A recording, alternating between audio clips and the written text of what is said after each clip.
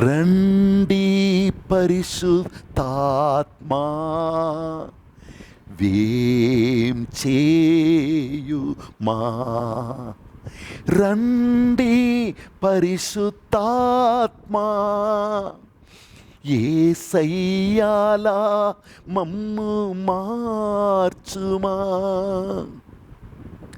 మలచుము మార్చుమయ్యా, నీ స్వరాని వినాలయ్యా.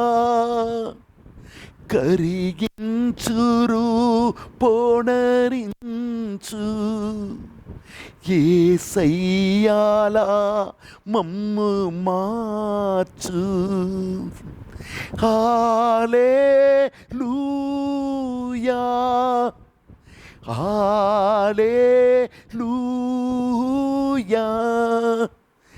హల్లెలూయా హల్లెలూయా.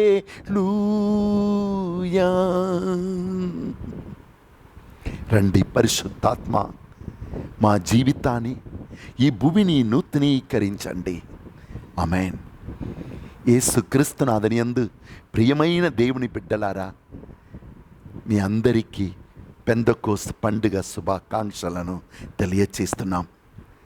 ఈ దినము ఎలా యేసుక్రీస్తుని మరణం నుండి పరిశుద్ధాత్మ లేవనెత్తి తండ్రి కుడి ప్రక్కన కూర్చొని పెట్టాడో, అదే పరిశుద్ధాత్మ ఈరోజు ఆయన కొరకై వేచియున్న వారు అందరినీ ఆయన బలపరచి తన ఆత్మతో నింపి, తన శక్తి జీవముతో నింపి మనల్ని నడిపించుటకు ఆయన సిద్ధముగా ఉన్నాడు. నువ్వు కూడా ఈరోజు ఆయన కొరకై వేచి ఉంటావా? అయ్యా, నీవు లేక నా జీవితం నశించిపోతున్నదని చెప్తావా? ఎందుకంటే పరిశుద్ధాత్మ చెయ్యి మొదటి పని యేసుని జీవముతో లేపినట్లు ఎవరెవరి ఈ లోకములో మరణపు వ్యాధులలో, మరణపు ఆటంకాలలో, మరణపు క్రియలలో, మరణపు అలవాటులలో చిక్కుకొని నశించిపోతున్నారో వారందరినీ ఆయన నూతనీకరిస్తాడు, వారందరినీ పునరుద్ధరింపచేస్తాడు. అవును, నాకు తెలుసు. ఒక మనిషి 16 సంవత్సరాలుగా కడవండి అని గ్రామం నుండి 16 సంవత్సరాలుగా త్రాగుబోతుగా మారి ఆయన కుడికాలు కుడి చేయి పడిపోయింది. ఆయన పేరు రాయప్పరెడ్డి గారు. ఆయన భార్య పిల్లలు ఆయన తీసుకొని వచ్చారు. యేసు నామమున ప్రార్థించినప్పుడు పరిశుద్ధాత్మదేవుడు ఆయన మీదికి వచ్చాడు. 3 వడకంలో పాల్గొన్నారు. పరిశుద్ధాత్మ, నీవు లేక నా జీవితాన్ని నేను నాశనం చేసుకున్నాను. త్రాగుబోతు వలన అయ్యో నా దేహం పాడైపోయింది. నీవు నాకిచ్చిన ఆస్తి అంతా నాశనం చేసుకున్నాను. నా పిల్లల్ని సరిగా చదివించలేదు. నన్ను మన్నించు. పరిశుద్ధాత్మ వచ్చాడు. మొదటిగా ఆయన్ని బలపరిచాడు. అంతరంగంలో దేవుని ఆత్మ నాతో ఉన్నారని రహస్యం ఆయన నేర్చుకున్నాడు. అవును. రెండవది, ఆయన శరీరం ఆరోగ్యం పొందింది. ఎంతగా నీలో ఉన్న ఆత్మను గుర్తించుకుంటున్నావో, ఎంతగా నీలో ఉన్న ఆత్మను కొనియాడుతున్నావో, నేను ఒంటరిగా లేదు, నాలుకను తెరచి నువ్వు ప్రకటించాలి. మూడవది, తనలో ఉన్న ఆత్మ వలన తన జీవితంలోని ఆటంకాలను వెలగొట్టాడు. నాలోని ఆ వేదనను, వ్యాధిని ఇచ్చే, ఈ త్రాగుబోతుతనమునిచ్చే దుష్టాత్మ నన్ను విడిచిపెట్టి వెళ్ళిపో. అవును, పరిశుద్ధాత్మ శక్తితోనే దుష్టాత్మను మనం వెళ్ళగొట్టగలము. ఆయన ఆశీర్వదింపబడ్డాడు. 3వ వడకం చివరిలో ఆయన చెప్పాడు ఎప్పుడు ఆయన పరలోకానికి వెళతాడని. ఎంత గొప్ప మనిషి! తన కుటుంబం మొత్తము ప్రభులోనికి నడిపించాడు. తన 1 ఏకర్ భూమిని అమ్మి ఎంతోమందికి బైబిల్ కొని ఇచ్చి దైవ సన్నిధి వెళ్ళిపోయాడు. కుమారా, కుమార్తె, నీ జీవితం కూడా ఈ రాయప్పరెడ్డి గారు లాగా సమస్యలు, శోధనల అలవాటులో చిక్కి ఉండవచ్చు. కానీ పరిశుద్ధాత్మ నశించిపోతున్న నీకు ఆయన నూతన జీవం ఇస్తాడు. ఎసెకియల్ 37:4 ఎక్కడ చూసినా ప్రవక్త చూసినది ఎండిపోయిన ఎముకలు. కానీ 11వ వచనంలో ఆయన మాట్లాడాడు, పరిశుద్ధాత్మ రండి. అప్పుడు ఎండిపోయిన ఎముకలల్లా చేరుకున్నాయి. జీవం గల ఆత్మ దాని లోపల వెళ్ళగా వాళ్ళందరూ ఒక గొప్ప సైన్యంగా మారిపోయారు. నీ జీవితం కూడా ఎండిపోయినదా? దేవుని వాక్కును పట్టుకో. ఎందుకంటే దేవుని వాక్యం పరిశుద్ధాత్మ భూమికి ఇచ్చిన జీవం.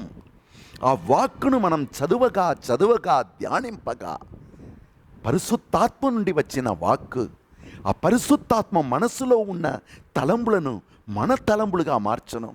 పరిశుద్ధాత్మ మన ద్వారా ఏం చేయాలని సృష్టించాడో ఆ సంకల్పమును పరిశుద్ధాత్మ మనలో ఉండి నెరవేరుస్తాడు.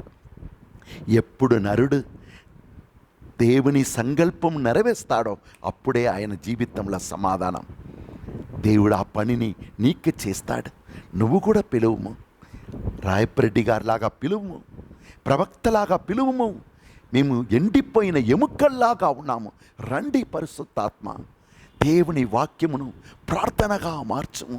యేసుక్రీస్తు అనుగ్రహించి శక్తి చేత ఎట్టి పరిస్థితి నేను ఎదుర్కొను బలముందని పలుకము. నాలోని దుష్టాత్మ వెళ్ళిపోని పలుకము. రెండవది, పరిశుద్ధాత్మ ఈ మట్టి లోకములో మహిమతో జీవింప మనం ఎలా ప్రార్థించాలని నేర్పిస్తాడు. రోమపత్రిక 8:16 మనకెలా ప్రార్థించాలో తెలియదు, కానీ మనలో ఉన్న ఆత్మను గుర్తించుకొని, అయ్యా నాకు నేర్పుమయ్యా ఎలా ప్రార్థింపన్నప్పుడు మానవ అవగాహనకు అతీతమైన దేవుని శాంతిని, సమాధానం మనకిచ్చి మనల్ని ప్రార్థనా వీరులుగా ఆయన మారుస్తాడు. అవును, ఎసెకియల్ని ప్రార్థింప నేర్పించాడు. అపోస్తల చర్యలు 4:29 అపోస్తలు కొట్టపడి రక్తం కారుతుంది, భయపడి వణుకుతున్నారు. కానీ మోకరించి ప్రార్థింపగా పరిశుద్ధాత్మ వారి మీదికి వచ్చినప్పుడు వారిలోని భయం, దుఃఖం మాయమైపోయింది. వారు ప్రభుని శక్తిని, ఆత్మశక్తిని పొంది అన్ని చోట్లకు వెళ్ళి మేలు చేశారు. కుమార్తె, నీ జీవితంలో కూడా కృంగిపోయావా? రకరకమైన దెబ్బలకు ఈ లోకం గురి చేస్తుందా? భయపడకు. ఎవ్వరు కూడా నిన్ను ముట్టుకోలేరు. పరిశుద్ధాత్మ నీలో ఉన్నాడు. ఈ సత్యంను గుర్తించుకో. ఆయనతో కలిసి ప్రార్థించు. నీ మనస్సులో ఉన్న ప్రతి బాధలను ప్రార్థనగా మార్చు. ఆయన నీతో ఉండి మహిమగల కార్యాలు చేస్తాడు. మూడవది, పరిశుద్ధాత్మ దేవుడు మనమందరినీ తన వరాలు, ఫలాలతో నింపి మనల్ని ఆశీర్వదిస్తాడు. మనల్ని గొప్ప శక్తులుగా మారుస్తాడు. నాకు మాట రాదు అని పలికిన మోసే ద్వారా 6.5 లక్షల మంది ప్రజలు నడిపించాడు. కూలి పని చేస్తున్నాం నెహెమియా తనలో ఉన్న ఆత్మ వలన నేను గొప్ప కార్యం చేయగలను, ఈ యెరూషలేము పట్టణమును చుట్టిన గోడల్ని నిర్మించగలనని తన అంతరంగంలో విశ్వసించాడు. పరిశుద్ధాత్మ ఇచ్చే వరంలో ఒకటిది విశ్వాసము, ధైర్యము, సంతోషము. అవును, 2 తిమోతి 1:7 పరిశుద్ధాత్మ మనకు భయమిచ్చే ఆత్మను ఇవ్వలేదు, ధైర్యం, ప్రేమ, ఇంద్రియ నిగ్రహము. ఆయన పరిశుద్ధాత్మ వలన యెరూషలేము చుట్టిన గోడలను నిర్మించాడు. అవును, యోహాను పరిశుద్ధాత్మతో నింపబడి ఆయన పరలోక రహస్యాలను, పవిత్ర వాక్యం, దర్శన గ్రంథం రాసి మనకు దయచేశాడు.